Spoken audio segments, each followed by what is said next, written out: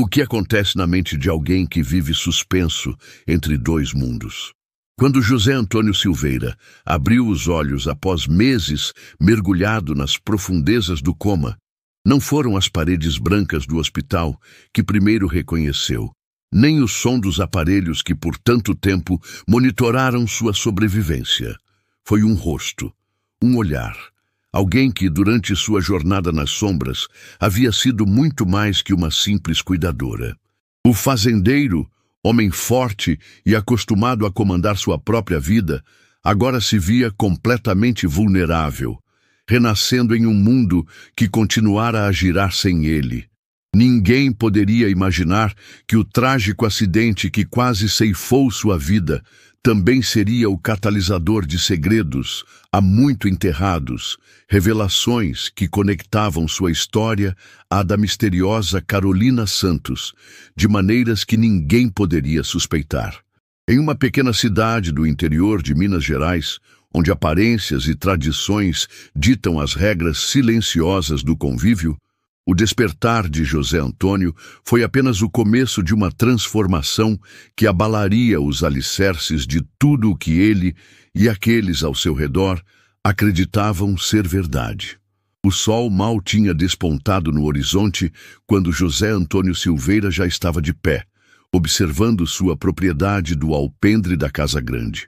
A fazenda Recanto das Araras, com seus 200 alqueires de terra fértil no interior de Minas Gerais, era sua maior conquista e o legado que pretendia deixar para seus filhos. "Seu Zé Antônio, o café está pronto", anunciou Dona Celina, a governanta que trabalhava para a família há mais de 20 anos.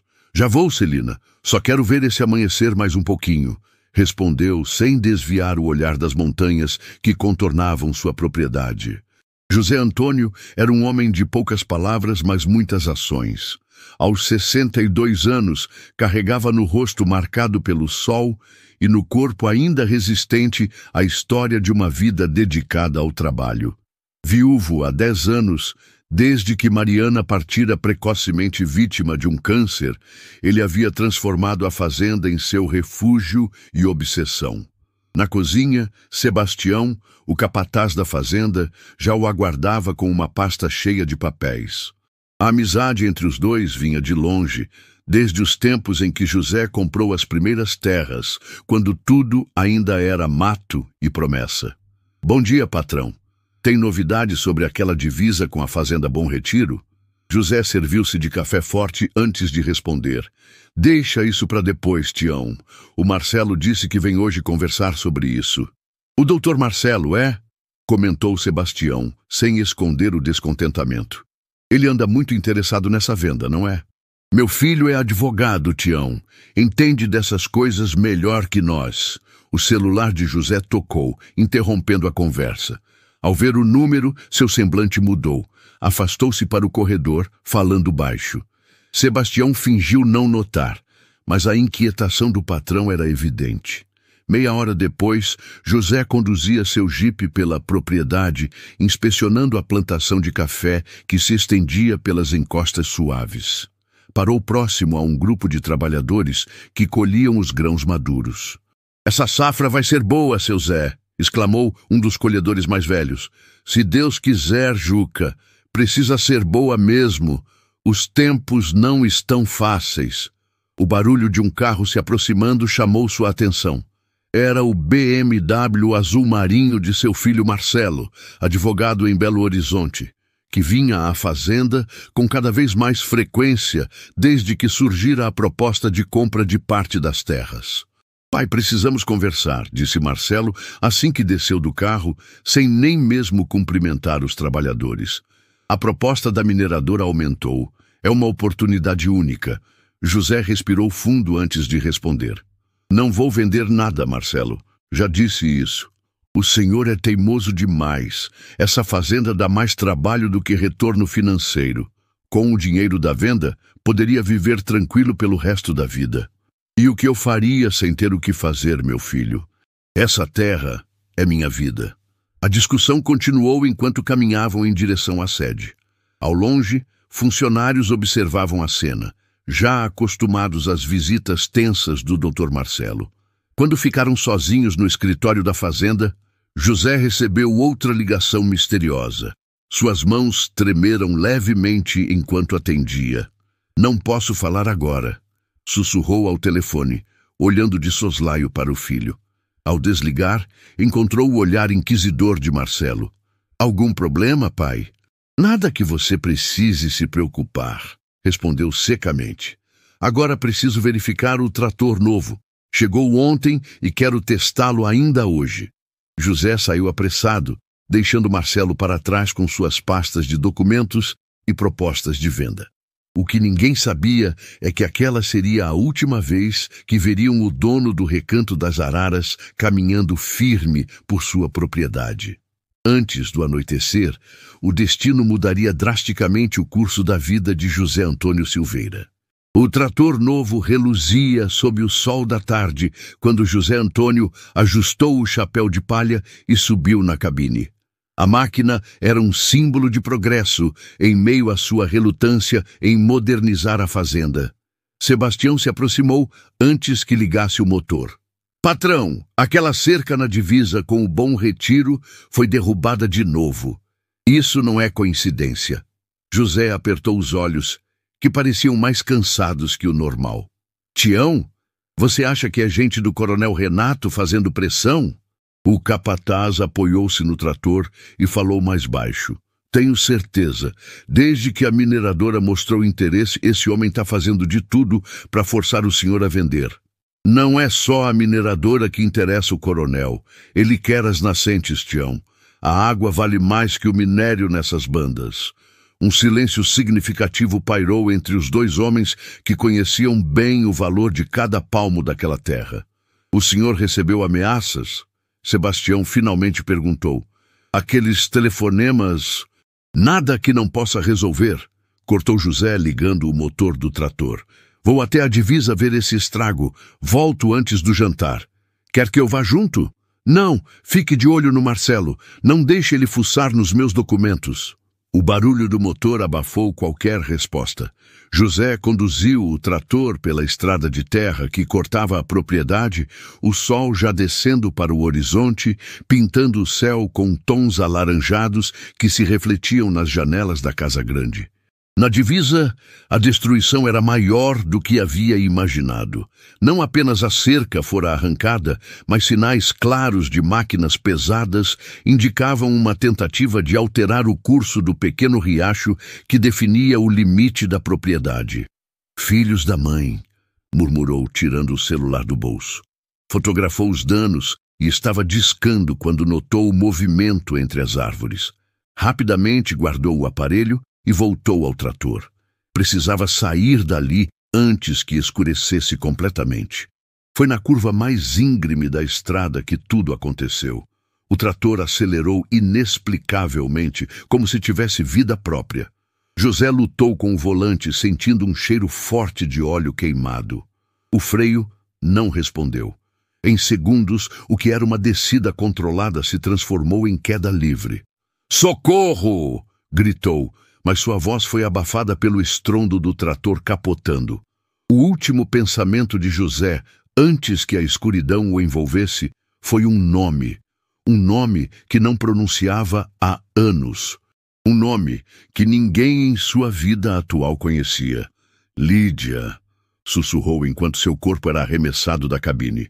Horas depois, foi Juca quem encontrou o patrão, inconsciente, cercado pelos destroços do trator. O grito de desespero ecoou pela noite, mobilizando toda a fazenda. "Seu Zé Antônio! Meu Deus, o patrão tá morto!" Sebastião foi o primeiro a chegar, ofegante e incrédulo. "Ele não tá morto! Ainda respira! Rápido! Chame o Dr. Marcelo!" Com o filho liderando a operação de resgate, José foi levado com urgência ao pequeno hospital de Água Clara. O médico local, Dr. Breno, velho amigo da família, não escondeu a gravidade da situação. "Precisa ir para Belo Horizonte imediatamente. O trauma na cabeça é severo. Não temos recursos aqui." Aquela noite se transformou na mais longa da história do Recanto das Araras. Enquanto o helicóptero levava José Antônio para a capital, ninguém notou a figura encapuzada que observava tudo à distância, antes de desaparecer na escuridão da noite mineira. Estado neurológico gravíssimo, trauma crânioencefálico severo, hemorragia interna, múltiplas fraturas, enumerava o neurocirurgião do Hospital Santa Mônica, enquanto a família de José Antônio se aglomerava no corredor asséptico do CTI. Marcelo, o advogado, mantinha a compostura apesar das olheiras profundas. Ao seu lado, Luísa, a filha mais nova, soluçava descontroladamente. Fernando, o filho do meio, veterinário que vivia em São Paulo, chegara às pressas e agora encarava o médico com uma expressão vazia. "Doutor, seja direto. Meu pai vai sobreviver?" perguntou Marcelo. O médico hesitou antes de responder. "Fizemos tudo o que a medicina moderna permite. Agora, seu pai entrou em coma profundo. Não podemos prever quando ou se ele despertará." A palavra coma ecoou pelo corredor como uma sentença. Luísa desabou numa cadeira. Fernando abraçou-a automaticamente e Marcelo manteve-se impassível, como se processasse informações para um caso jurídico. "Quanto tempo?" insistiu o advogado. "Podem ser dias, semanas, meses ou nunca", respondeu o médico com a sinceridade brutal típica de quem vive entre a vida e a morte diariamente. 3 dias depois, com José Antônio estabilizado, mas ainda em coma, a discussão entre os irmãos esquentava na cafeteria do hospital. "Precisamos contratar um especialista", declarou Fernando. "Alguém que fique com ele em tempo integral. O plano de saúde cobre isso." "Para quê?" questionou Marcelo. "Os médicos já disseram que não há nada a fazer além de esperar." Luísa enxugou as lágrimas antes de intervir. "Você queria que o pai morresse naquele acidente, não é? Assim seria mais fácil vender a fazenda para seu amigo da mineradora." "Cuidado com o que diz, Luísa." Marcelo elevou a voz. "Estou pensando no bem da família. Aquela fazenda só dá prejuízo." "A fazenda é a vida do pai", protestou Fernando. "E tem algo muito estranho nesse acidente. O Tião me disse que o trator era novo, que não tinha como falhar daquele jeito." Um silêncio tenso se instalou entre os irmãos. Foi quando uma mulher de aproximadamente 40 anos, cabelos castanhos presos num coque discreto e olhar sereno, aproximou-se da mesa. "Com licença, sou Carolina Santos, enfermeira especializada em cuidados neurológicos. Soube que estão procurando alguém para acompanhar o Sr. Silveira." Os 3 irmãos a encararam com surpresa. "Como soube disso?" perguntou Marcelo desconfiado. "Trabalho com a doutora Camila Vasconcelos, neurologista. Ela me indicou." Após uma entrevista improvisada e verificação de credenciais, Carolina foi contratada. Havia algo em seu olhar determinado que transmitia confiança, mesmo ao cético Marcelo. O que nenhum dos irmãos percebeu foi o leve tremor nas mãos de Carolina quando perguntaram sobre sua experiência anterior. Nem notaram como ela fitou demoradamente o rosto inexpressivo de José Antônio através da janela do quarto antes de assinar o contrato. Naquela mesma noite, sozinha com o paciente, Carolina ajustou os equipamentos com eficiência profissional. Então, quando teve certeza de que ninguém a observava, aproximou-se do leito e sussurrou: "Olá, José. Você não me conhece, mas eu o conheço muito bem. Esperei muito tempo por este momento." Seus dedos delicados tocaram a mão imóvel do fazendeiro. Os monitores cardíacos registraram uma súbita, ainda que pequena, alteração nos batimentos. "Interessante", murmurou Carolina, observando os aparelhos. "Parece que, mesmo nas profundezas do coma, algo em você ainda responde. Isso vai ser mais significativo do que eu imaginava." Enquanto a noite caía sobre Belo Horizonte, o mistério que unia o destino de Carolina Santos ao de José Antônio Silveira começava a se desenrolar silenciosamente. Lá fora, os filhos do fazendeiro discutiam o futuro da propriedade, alheios à complexa teia de segredos que se formava dentro daquele quarto de hospital. A rotina de Carolina Santos se iniciava às 6 da manhã, quando assumia os cuidados de José Antônio após o turno noturno da enfermagem do hospital. Com movimentos precisos, ela verificava os sinais vitais, administrava medicações, realizava a higiene do paciente e os exercícios passivos para evitar atrofia muscular. Bom dia, senhor. José, o sol está nascendo e promete um dia lindo, dizia ela, como se conversasse com alguém plenamente consciente. Era parte de seu método de trabalho, tratar pacientes em coma como pessoas presentes, capazes de ouvir. Ao final da tarde, quando trocava informações com a médica responsável, Carolina mantinha um profissionalismo impecável. Houve pequenas alterações na atividade cerebral durante a leitura. Reportou, mostrando anotações meticulosas. Interessante, comentou a doutora. Camila, continua com os estímulos. Qualquer resposta, por mínima que seja, é positiva. Quando ficava sozinha, Carolina deixava as máscaras caírem.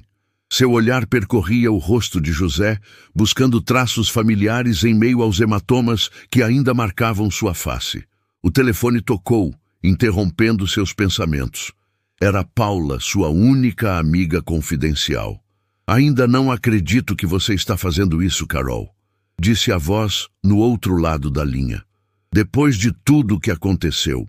Carolina afastou-se para o corredor falando baixo. Eu precisava ver com meus próprios olhos, Paula. Precisava entender como alguém que destruiu tantas vidas pode simplesmente seguir em frente como se nada tivesse acontecido.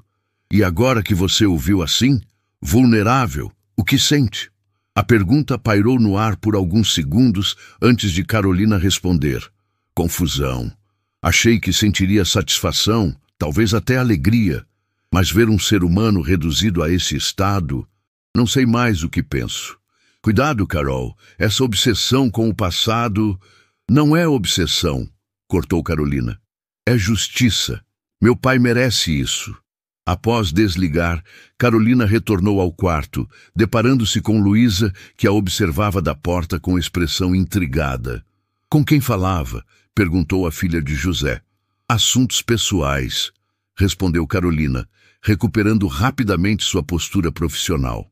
Estava consultando uma colega sobre uma nova técnica de estimulação. Luísa parecia desconfiada, mas preferiu mudar de assunto. Notei que você usa métodos diferentes. Meu irmão Marcelo acha estranho você ler para alguém em coma. A ciência comprova que pacientes em estado de coma podem ouvir e processar informações auditivas.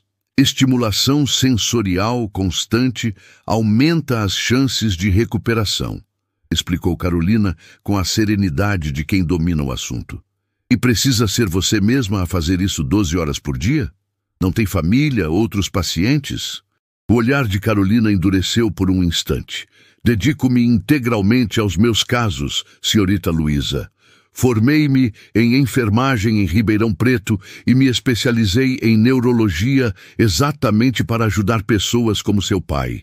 Não mencionou que sua escolha profissional nascera de uma tragédia pessoal, que seu próprio pai, Antônio Santos, havia entrado em depressão profunda após perder tudo em um negócio mal sucedido com um antigo sócio. Um sócio chamado José Antônio Silveira. Enquanto organizava medicamentos, Carolina percebeu que Luísa examinava o livro sobre o criado mudo. Grande Sertão? Veredas? Questionou a filha de José. Como sabe que meu pai gostava de Guimarães Rosa? Carolina sentiu o sangue gelar, mas manteve a compostura. Seu irmão Fernando mencionou. Disse que seu pai tinha uma biblioteca inteira de literatura brasileira na fazenda. Era mentira. Fernando nunca havia falado sobre isso.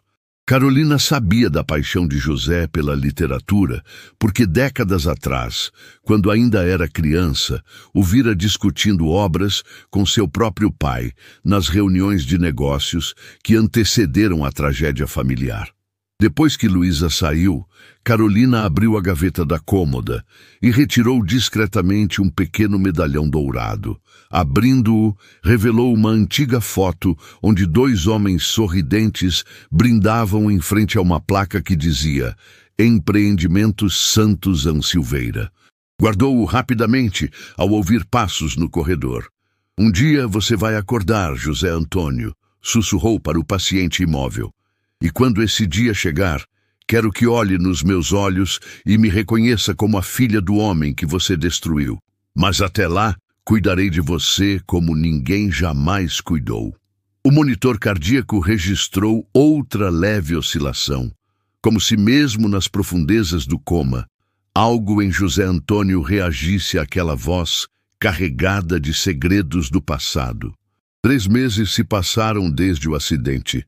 O quarto de hospital tornou-se uma espécie de confessionário onde Carolina, a cada dia, revelava mais de si mesma ao homem adormecido. A médica responsável havia incentivado a prática, explicando que estímulos verbais constantes poderiam ajudar na recuperação. Hoje está fazendo sol em Belo Horizonte, comentava Carolina enquanto abria as cortinas. O tipo de dia que seria perfeito para um passeio a cavalo no Recanto das Araras, não é? Enquanto organizava os medicamentos, continuou. Seu capataz, o Sebastião, ligou ontem à noite. Disse que a colheita do café está indo bem, apesar de tudo. Ele parece ser leal a você, diferente de muitas pessoas da sua vida. Carolina havia estabelecido uma rotina elaborada. Pela manhã, lia as notícias do jornal. À tarde, trechos de livros que sabia que José apreciava. À noite, quando a vigilância diminuía, suas conversas se tornavam mais pessoais. Sabia que meu pai me levava para pescar quando eu era pequena? Disse certa noite, ajustando o soro. Ele dizia que eu tinha paciência de pescador. A vida é como a pesca, Carolina. Às vezes você espera horas por um peixe que não vem, mas tem que continuar tentando. Palavras sábias para um homem que perdeu tudo, não acha? Os médicos notaram que os sinais cerebrais de José apresentavam alterações durante essas conversas. Pequenas flutuações que sugeriam algum nível de processamento auditivo. Continue falando com ele, incentivou a doutora Camila. Algo está acontecendo ali dentro. Certa tarde, enquanto lia um trecho de Grande Sertão Veredas, Carolina foi surpreendida por Fernando, que entrou silenciosamente no quarto. O senhor... Mire e veja. O mais importante e bonito do mundo é isto, que as pessoas não estão sempre iguais, ainda não foram terminadas, mas que elas vão sempre mudando. Lia Carolina com entonação perfeita, quando percebeu a presença do filho de José. Você lê exatamente como ele fazia, comentou Fernando, aproximando-se. Meu pai costumava ler esse trecho para nós quando éramos crianças. Carolina sentiu um frio na espinha, mas manteve a compostura. Literatura é um grande estímulo neural. O Sr. Silveira tem uma coleção impressionante na fazenda, pelo que me contaram. Estive lá ontem. A fazenda continua funcionando, mas não é a mesma sem ele. Algo na voz de Fernando despertou a curiosidade de Carolina. Como está a situação por lá? Os outros funcionários me falam pouco. Fernando suspirou profundamente antes de responder. Marcelo continua pressionando para vender parte das terras. Diz que precisamos do dinheiro para custear o tratamento, mas todos sabemos que não é só isso. E vocês podem vender sem a autorização do seu pai? Tecnicamente não, mas Marcelo está movendo ações judiciais para obter curatela provisória, com o argumento da incapacidade prolongada. A informação alarmou Carolina mais do que deveria para uma simples enfermeira. Aquela fazenda significava algo além do que Fernando poderia imaginar. Semanas depois, Carolina começou a trazer objetos da fazenda para o quarto, um punhado de terra do cafezal dentro de um vidro, uma pena de arara canindé encontrada no pátio, até mesmo fotografias antigas que descobriu no escritório da Casa Grande. Olha o que trouxe hoje, José, dizia, colocando a foto emoldurada onde aparecia um José Antônio mais jovem ao lado da esposa falecida e dos 3 filhos ainda crianças. Vocês pareciam felizes aqui. Antes de tudo, antes de todas as escolhas que você fez. Em outra ocasião, trouxe algo mais significativo, uma velha pasta de couro com o logotipo Empreendimentos Santos em Silveira, gravado. Encontrei isso escondido no fundo da sua biblioteca. Seus filhos nem sabem que existe. Documentos da época da sociedade com meu pai, da época em que você o convenceu a investir todas as economias da nossa família naquele projeto fracassado. O projeto que você abandonou quando percebeu que não daria certo, deixando meu pai assumir sozinho os prejuízos. A voz de Carolina embargou, décadas de mágoa transbordando. Sabe o que aconteceu depois, José? Meu pai perdeu tudo, nossa casa, nossas terras, e perdeu a vontade de viver. Foram anos vendo ele definhar em depressão até o dia que não aguentou mais. Uma lágrima solitária escorreu pelo rosto de Carolina, caindo sobre a mão imóvel de José. Estou aqui para entender como você conseguiu dormir todas essas noites sabendo o que fez. Como construiu todo esse império sobre a ruína da minha família. Nesse exato momento, os monitores cardíacos registraram a mais significativa alteração em meses. Como se, de alguma forma, José Antônio estivesse respondendo. Na 7ª reunião mensal sobre o estado de José Antônio, a Dr. Camila apresentou algo que ninguém esperava. Imagens cerebrais mostrando atividade significativamente aumentada. Não quero criar falsas expectativas, explicou, apontando para as manchas coloridas no monitor. Mas estes padrões indicam que o Sr. Silveira está respondendo a estímulos externos, especialmente durante certos períodos do dia. Marcelo, sempre cético, cruzou os braços. O que isso significa exatamente, doutora? Ele vai acordar? Impossível prever. Mas sugere que, em algum nível, seu pai está processando informações do ambiente. Particularmente, ela hesitou antes de continuar, durante as sessões com a enfermeira Carolina. Todos os olhares se voltaram para a cuidadora, que manteve a expressão neutra. Estou apenas seguindo protocolos de estimulação sensorial, respondeu Carolina com modéstia estudada. Após a reunião no corredor, Marcelo abordou-a com hostilidade mal disfarçada.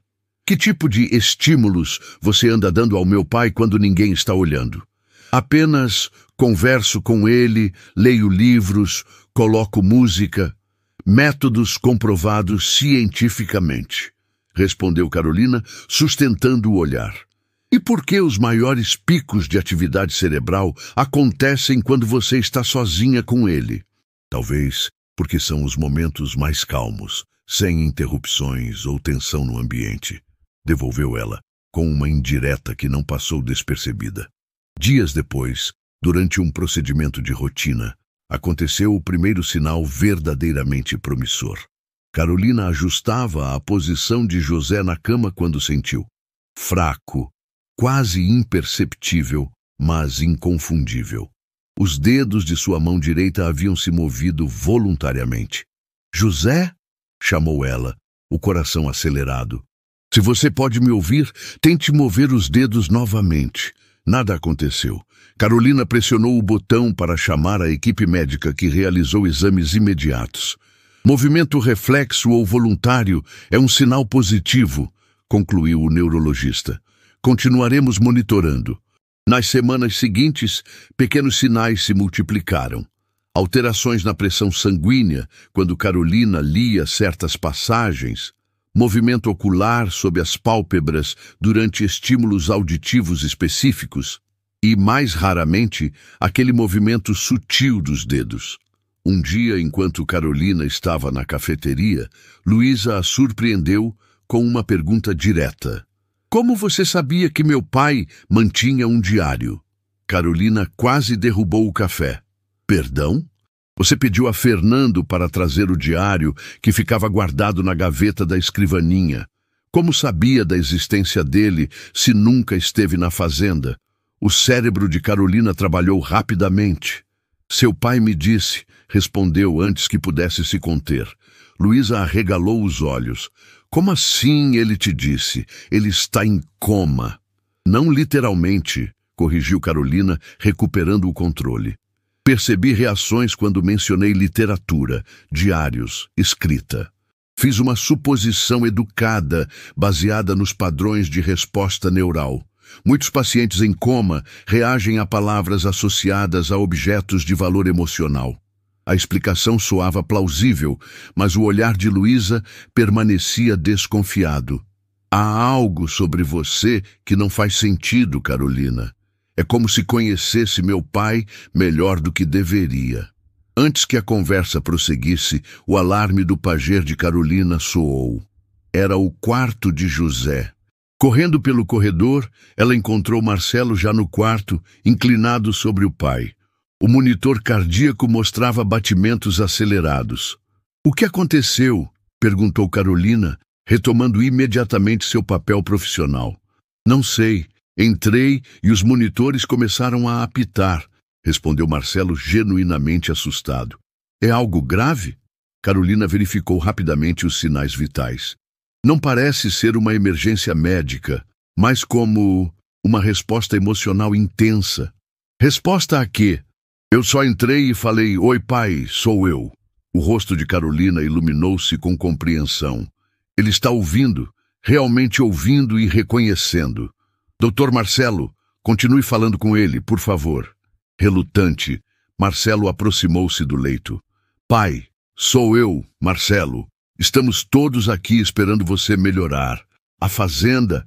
Bem, a fazenda está sendo cuidada pelo Tião." Os monitores mostraram nova alteração. Carolina fez sinal para que continuasse. "Olha, pai, sei que temos nossas diferenças, mas precisamos de você. Até mesmo eu." Naquele instante, algo aconteceu. A mão de José moveu-se claramente, seus dedos contraindo-se com força suficiente para ser notado por ambos. Marcelo recuou, estarrecido, enquanto Carolina se aproximava, tomando a mão de José entre as suas. "Senhor Silveira? José, você está nos ouvindo?" "Se sim, aperte minha mão." A pressão foi leve, mas inequívoca. "Meu Deus!" sussurrou Marcelo. "Ele está voltando." Carolina sentiu um turbilhão de emoções contraditórias. A vingança que planejara por anos estava sendo complicada pelo milagre da recuperação que ela mesma ajudara a promover, e pelo vínculo inesperado que surgira durante os meses de cuidado constante. Quando a equipe médica chegou, minutos depois, todos puderam testemunhar. José Antônio Silveira estava emergindo lentamente das profundezas do coma, trazendo consigo segredos que poderiam mudar para sempre a vida de todos ao seu redor. O dia começou como qualquer outro. Carolina chegou às 6 da manhã, verificou os monitores, administrou medicações, realizou a higiene matinal.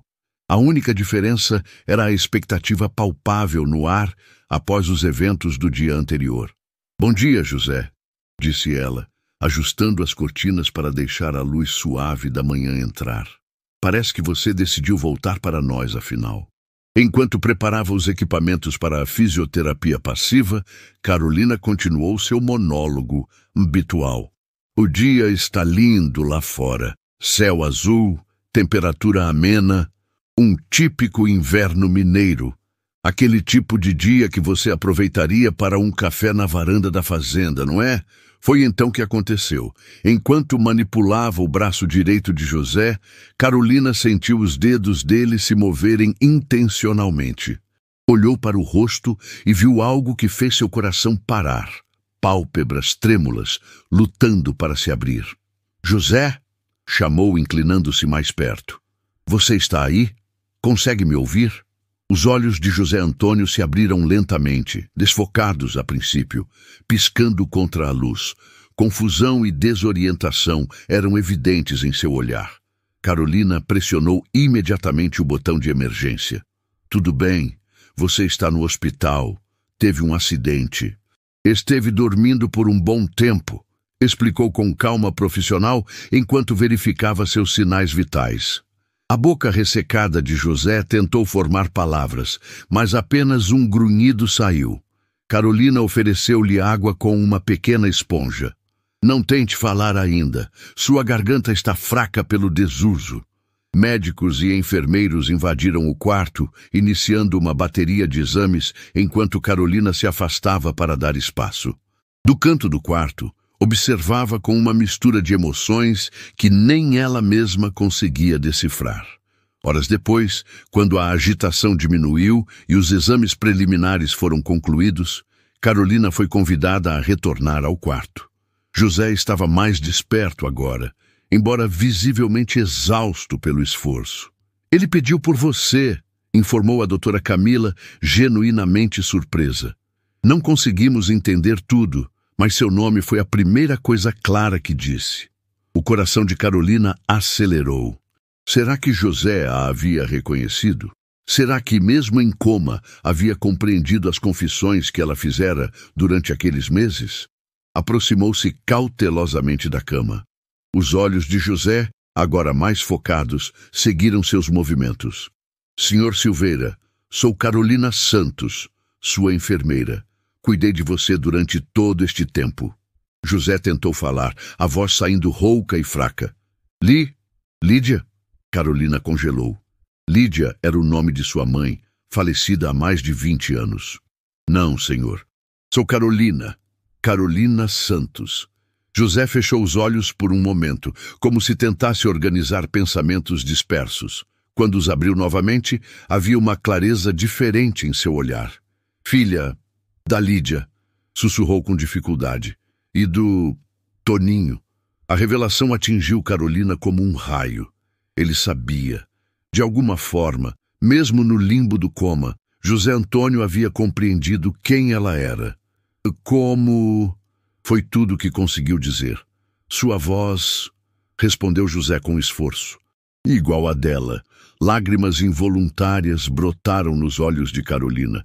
Anos de raiva contida, de perguntas sem resposta. E agora este homem, este suposto vilão de sua história familiar, olhava para ela com uma expressão que não conseguia decifrar. Não era medo nem raiva. Era algo próximo ao alívio. A chegada dos filhos de José interrompeu o momento. Marcelo, Fernando e Luísa entraram em turbilhão de emoções, abraçando o pai com cuidado entre lágrimas de alegria. Pai, graças a Deus! Exclamou Luísa beijando a testa de José. Você nos deu um susto enorme, comentou Fernando, apertando gentilmente a mão do pai. Apenas Marcelo mantinha uma compostura mais contida, embora a emoção fosse visível em seus olhos. Bem-vindo de volta, pai, disse simplesmente. José, exausto pelo esforço, olhou para os filhos com amor evidente. Então, seu olhar voltou-se para Carolina, que se mantinha a uma distância respeitosa. Ela... murmurou, apontando debilmente para Carolina. Ela me trouxe... de volta. Os três irmãos se viraram para a enfermeira com expressões que variavam da gratidão à desconfiança. Apenas fiz meu trabalho, respondeu Carolina, profissional até o fim.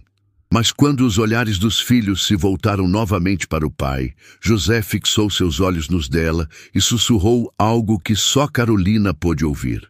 Lina. Pequena Lina. O apelido que apenas seus pais usavam na infância.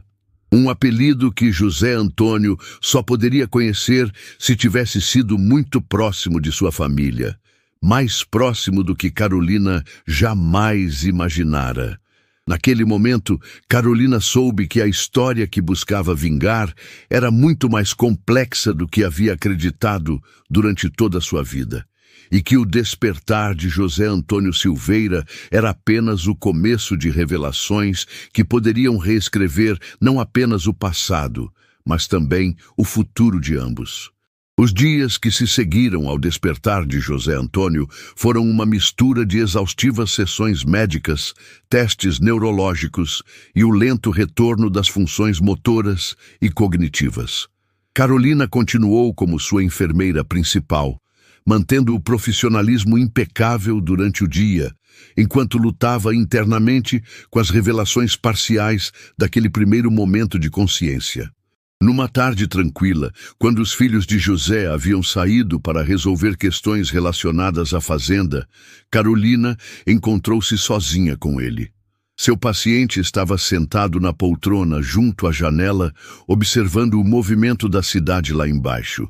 Suas mãos, ainda trêmulas, repousavam sobre uma manta de lã que Luísa trouxera da fazenda. "Como se sente hoje?" perguntou Carolina, verificando os sinais vitais. José virou-se lentamente para encará-la. Melhor. A cabeça ainda confusa, mas melhorando. Ela assentiu, mantendo distância emocional. Isso é normal após um coma prolongado. A memória e a orientação voltam gradualmente. "Nem tudo estava ausente", murmurou José, sua voz mais firme que nos dias anteriores. "Eu ouvia você." Carolina paralisou, o estetoscópio suspenso no ar. "O senhor se lembra do que eu dizia?" José fechou os olhos, como se buscasse organizar fragmentos dispersos. "Não tudo. Pedaços." Sua voz era um fio, me puxando de volta. "Apenas estimulação sensorial, parte do protocolo", respondeu automaticamente, refugiando-se na terminologia técnica. "Não", insistiu José, abrindo os olhos com uma lucidez surpreendente. "Era mais. Você falava de seu pai, do Toninho." O nome fez Carolina tremer visivelmente. "Senhor Silveira, não acho que deveríamos..." "Por favor", interrompeu José, indicando a cadeira próxima. "Sente-se. Precisamos conversar, Carolina. Ou prefere Lina, o apelido de infância novamente." Carolina sentou-se, as pernas subitamente fracas. "Como você sabe esse nome? Só meus pais me chamavam assim." José tentou um sorriso triste. "Eu estive lá, quando você nasceu." A revelação caiu como uma bomba sobre Carolina. "Impossível. Você era apenas sócio do meu pai. Um sócio que o traiu e o abandonou quando ele mais precisava. É isso que contaram a você?" José respirou profundamente. "Toninho era meu melhor amigo, mais que um irmão." "Então por que o senhor o abandonou quando o negócio faliu? Por que deixou ele assumir toda a dívida?" José olhou pela janela, seus olhos marejados. "Não abandonei. Ele que me afastou. Quando descobriu..." "Descobriu o quê?" Um silêncio pesado caiu sobre o quarto antes que José respondesse. "Que eu amava sua mãe e ela me amava também." Carolina sentiu o mundo girar ao seu redor. As peças do quebra-cabeça começavam a se encaixar de forma aterradora. "Não, isso não é verdade. Lídia e eu nos apaixonamos trabalhando juntos, antes dela conhecer seu pai. Mas minha família não aprovava. Éramos de mundos diferentes. Acabei casando com Mariana. Lídia encontrou o Toninho." José fez uma pausa, visivelmente emocionado.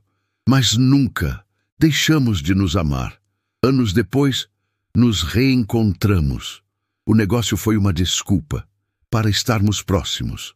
"Está dizendo que minha mãe e você, por quase 2 anos, até Toninho descobrir, ele quis me matar.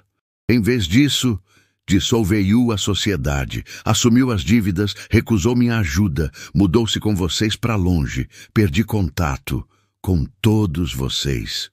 Carolina sentia lágrimas escorrendo pelo rosto. "Mas o infarto do meu pai, a depressão, nossa pobreza. Tentei ajudar, enviei dinheiro. Ele devolveu tudo. Seu orgulho era grande demais. Quando soube que tinha morrido, já fazia anos. E minha mãe?" José abaixou o olhar. "Nunca mais a vi. Respeitei a decisão de Toninho. Era o mínimo que podia fazer." Carolina levantou-se cambaleante. "Por que está me contando isso agora?" "Porque sua voz, no escuro do coma, me lembrou dela. Cada palavra sua me puxava de volta. Mesmo quando falava com raiva, mesmo quando prometia vingança." Ele estendeu a mão trêmula, tocando os dedos de Carolina. "Você tem o direito de me odiar, mas queria que soubesse a verdade. Não sou o monstro que pintaram para você." Carolina recuou, incapaz de processar tudo que ouvira. "Preciso de tempo para assimilar tudo isso." "Entendo", respondeu José, deixando a mão cair. "Só mais uma coisa. O medalhão que você esconde era dela, não era?" Carolina, surpresa, levou a mão ao pescoço onde o medalhão se escondia sob o uniforme. Como sabe disso? Dei a ela no dia que você nasceu.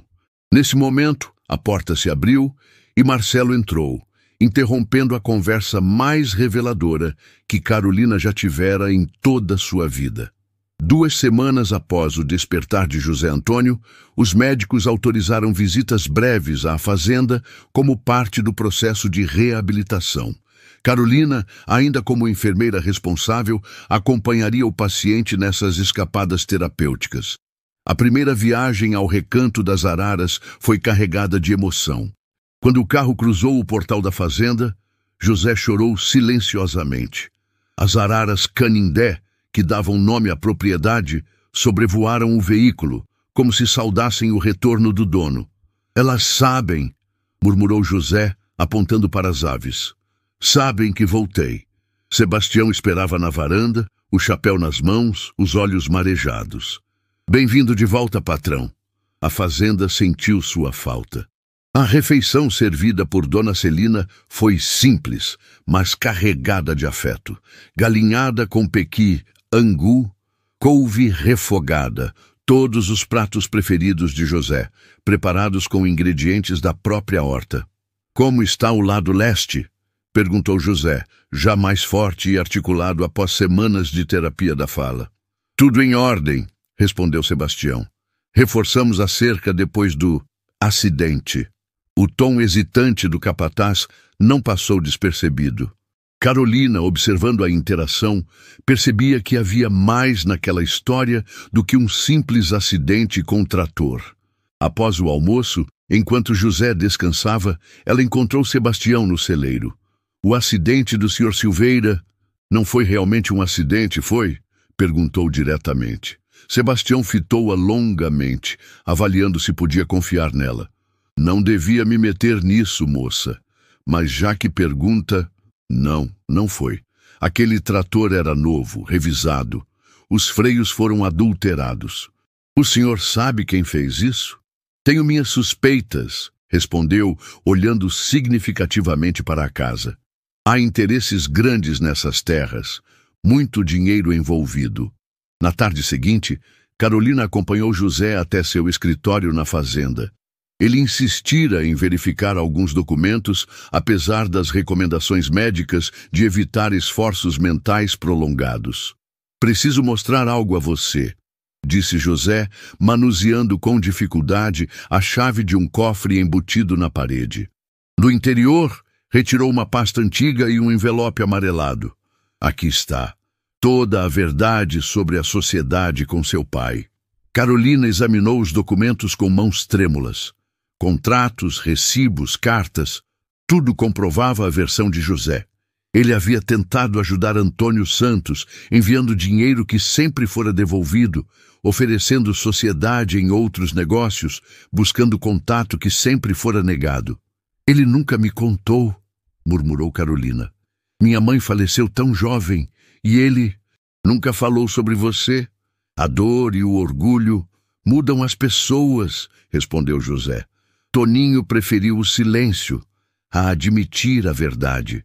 Um barulho na porta interrompeu a conversa. Marcelo estava parado ali, observando-os com expressão indecifrável. Que documentos são esses, pai? Perguntou, aproximando-se. Nada importante, respondeu José, tentando guardar os papéis. Mas Marcelo foi mais rápido. Tomou alguns documentos e os examinou rapidamente. Santos? Questionou, olhando para Carolina. Esse é seu sobrenome. Que coincidência interessante. Não é coincidência, Marcelo, interveio José. Carolina é filha de Antônio Santos, meu antigo sócio. Marcelo empalideceu. A enfermeira que cuidou de você por meses, que testemunhou todas as nossas conversas sobre a fazenda, sobre a venda, é filha do seu antigo sócio? E você não achou relevante mencionar isso? Acabei de descobrir, respondeu José. Mentira, acusou Marcelo, virando-se para Carolina. Você veio aqui com um propósito, não foi? O que quer? Dinheiro? Algum tipo de compensação? Respeite-a, Marcelo. A voz de José soou surpreendentemente firme. Se não fosse por Carolina, eu talvez nunca tivesse acordado. Ou talvez ela tenha garantido que você acordasse para manipulá-lo, retrucou Marcelo. Pai, ela não contou como passava horas falando com você quando estava inconsciente? O que será que ela dizia? Que influências plantou na sua mente vulnerável? Carolina manteve-se calma, apesar da acusação. Seu pai ouviu muito mais do que você imagina durante o coma, Dr. Marcelo. Inclusive sobre certos telefonemas misteriosos que você fazia tarde da noite, discutindo valores e porcentagens antes mesmo do acidente. Marcelo avançou ameaçadoramente, mas José interpôs-se entre eles. Chega! Ordenou com uma autoridade que surpreendeu a ambos. Marcelo, saia! Preciso terminar minha conversa com Carolina. Isso não vai ficar assim, ameaçou Marcelo, saindo furioso. Quando ficaram novamente sozinhos, José parecia exausto. O acidente não foi coincidência, confessou. Havia pressão para vender parte da fazenda. Uma mineradora descobriu reservas valiosas. E Marcelo está envolvido? José fechou os olhos, a dor evidente em seu rosto. Não quero acreditar, mas as evidências... Carolina segurou as mãos dele, a empatia sobrepondo-se a anos de ressentimento. Sinto muito por tudo. Vim aqui buscando vingança e encontrei uma história muito diferente da que conhecia. E agora? Perguntou José, seus olhos revelando uma vulnerabilidade rara. Agora precisamos descobrir quem realmente sabotou o trator, respondeu Carolina com determinação. E depois tentamos entender o que fazer com esse passado que nos une. A tarde caía sobre o recanto das araras, quando Carolina e José selaram um pacto silencioso. Não mais enfermeira e paciente, não mais vítima e algoz, mas dois sobreviventes unidos pela dor e por segredos que, finalmente revelados, abriam caminho para uma improvável redenção. 1 ano se passou desde o despertar de José Antônio. A fazenda Recanto das Araras brilhava sob o sol de outubro. Os cafezais carregados de frutos maduros, as paineiras pontilhando a paisagem com seus flocos rosados. Na varanda da casa grande, José observava sua propriedade com renovada apreciação pela vida. Mais café, seu José? Ofereceu Dona Celina, a fiel governanta. Só meio dedinho, Celina. A Carolina já me disse que não posso exagerar na cafeína. A menção a Carolina não mais causava estranheza entre os funcionários da fazenda. No último ano, ela transitara de enfermeira a amiga, de inimiga potencial a aliada incondicional. Sua presença tornara-se parte integral da recuperação, não apenas física, mas emocional do fazendeiro. Sebastião aproximou-se, trazendo o jornal matinal. Mais uma matéria sobre o caso, patrão. Dessa vez na primeira página. José ajustou os óculos para ler a manchete. Ex-advogado condenado por tentativa de homicídio e associação com mineradora ilegal. A foto mostrava Marcelo sendo conduzido à prisão cabisbaixo. Ainda dói ver isso, comentou José. Meu próprio filho. Ele fez suas escolhas, seu José, ponderou Sebastião. A ganância faz isso com as pessoas. A investigação conduzida nos meses após o despertar de José revelara uma trama complexa. Marcelo estava envolvido com uma mineradora que cobiçava as terras do Recanto das Araras, especialmente a área rica em minérios. A recusa persistente de José em vender levara à sabotagem do trator, planejada para parecer um acidente fatal. O que ninguém esperava era a sobrevivência do fazendeiro e, menos ainda, a persistência de Carolina em desvendar a verdade. Pai! Chamou Luísa saindo da casa. Fernando ligou. Está chegando com as mudas daquelas árvores nativas que você pediu. José sorriu para a filha. A tragédia familiar, paradoxalmente, aproximara-o de Fernando e Luísa. Sem a influência manipuladora de Marcelo, ambos revelaram-se parceiros valiosos na administração da fazenda, cada um contribuindo à sua maneira. Fernando com seus conhecimentos veterinários, Luísa com seu talento para gestão. O som de um carro, aproximando-se, anunciou a chegada de Carolina. Ela vinha 3 vezes por semana à fazenda, dividindo seu tempo entre o hospital em Belo Horizonte e o Recanto das Araras. Sua relação com José evoluíra para algo difícil de definir.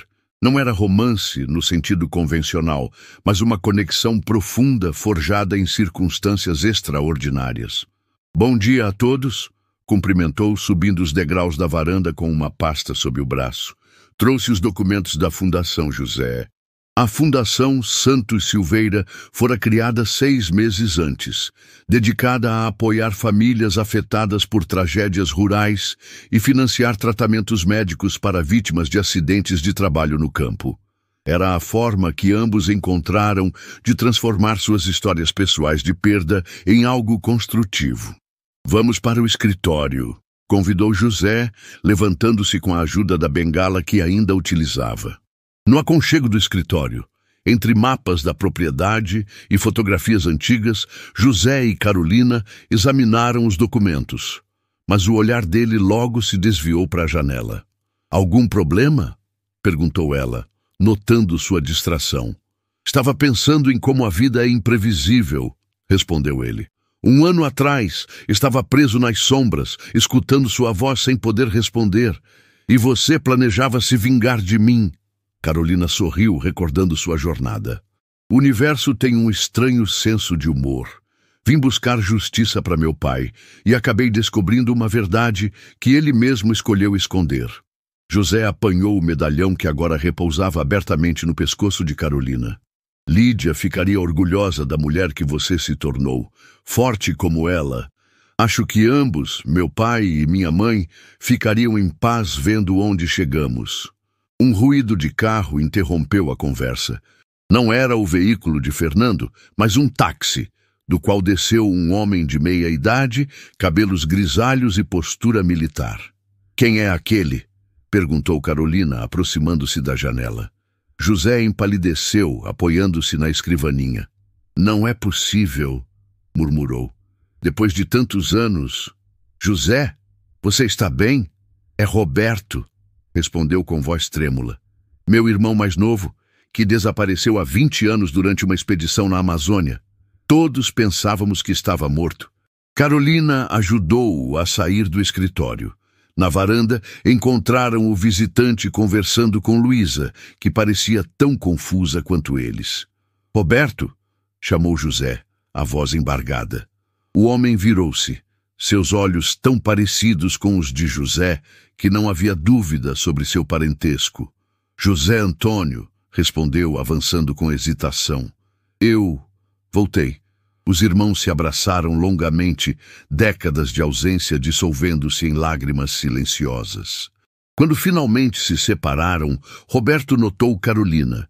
"E esta jovem senhora?", perguntou. José olhou para Carolina com uma expressão que mesclava afeto, admiração e uma paz recém-descoberta. "Esta é Carolina Santos, a mulher que salvou minha vida 2 vezes. Primeiro me trazendo de volta do coma, depois ajudando a descobrir a verdade sobre o acidente. E..." hesitou brevemente. "Ela é filha de Toninho Santos e Lídia." O reconhecimento imediato no olhar de Roberto confirmou que ele conhecia a história. "Lídia", murmurou, estudando o rosto de Carolina. "Vejo a semelhança agora." A tarde estendeu-se em conversas, revelações, peças de um passado complexo finalmente se encaixando. Roberto explicara seu desaparecimento voluntário após descobrir documentos que implicavam o coronel Renato em grilagem de terras e crimes ambientais. Os mesmos documentos que José havia encontrado antes do acidente e que tanto Marcelo quanto a mineradora temiam que viessem à tona. Ao entardecer, José e Carolina caminhavam lentamente pelo pomar de jabuticabeiras. O ar carregava o perfume doce das frutas maduras e o canto dos pássaros que se recolhiam. "E agora, José?", perguntou Carolina, evocando intencionalmente o poema de Drummond que costumava ler para ele durante o coma. Ele sorriu, reconhecendo a referência. Agora continuamos, reconstruímos. A fazenda, nossas vidas, a fundação.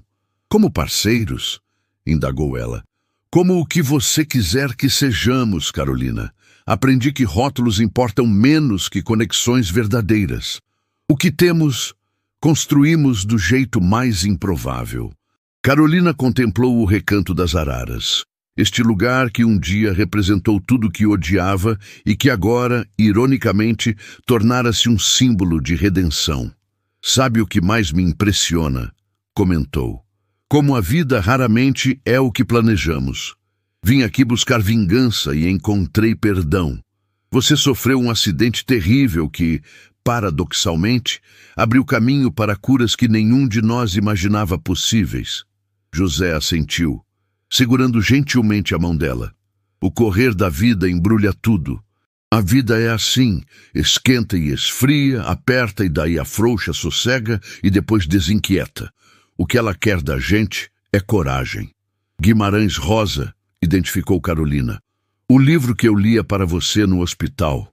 Palavras que me acompanharam na escuridão, confirmou José, assim como sua voz. As araras Canindé sobrevoaram o casal, suas penas azuis e amarelas brilhantes contra o céu avermelhado do entardecer mineiro. Era um novo capítulo que se iniciava no recanto das araras, escrito não pela vingança ou pelo ressentimento, mas pela improvável redenção de dois corações marcados pelo mesmo passado, agora unidos pela coragem de recomeçar.